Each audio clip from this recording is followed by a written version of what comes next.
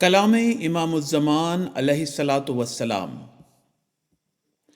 اگر اللہ تعالیٰ کو تلاش کرنا ہے تو مسکینوں کے دل کے پاس تلاش کرو۔ اسی لیے پیغمبروں نے مسکینی کا اجامہ ہی پہن لیا تھا۔ اسی طرح چاہیے کہ بڑی قوم کے لوگ چھوٹی قوم کو ہنسی نہ کریں، اور نہ کوئی یہ کہے کہ میرا خاندان بڑا ہے۔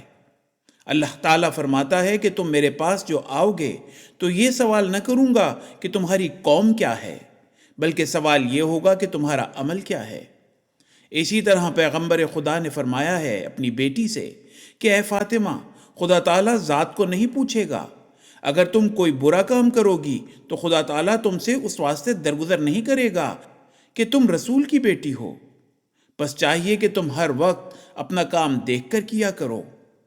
اگر کوئی چوڑا اچھا کام کرے گا تو وہ بخشا جاوے گا، اور اگر سید ہو کر برا کام کرے گا تو وہ دوزخ میں ڈالا جاوے گا۔ حوالہ ملفوظات۔ بعض نادان ایسے بھی ہیں جو ذاتوں کی طرف جاتے ہیں اور اپنی ذات پر بڑا تکبر اور ناز کرتے ہیں۔ بنی اسرائیل کی ذات کیا کم تھی جن میں نبی اور رسول آئے تھے، لیکن کیا ان کی اس اعلیٰ ذات کا کوئی لحاظ خدا تعالیٰ کے حضور ہوا جب اس کی حالت بدل گئی؟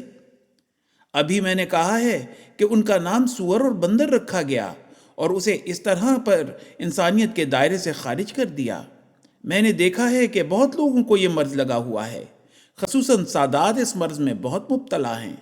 وہ دوسروں کو حقیر سمجھتے ہیں اور اپنی ذات پر ناز کرتے ہیں۔ میں سچ سچ کہتا ہوں کہ خدا تعالیٰ کا قرب حاصل کرنے کے لیے ذات کچھ بھی چیز نہیں ہے اور اسے ذرا بھی تعلق نہیں ہے۔ حوالہ ملفوظات۔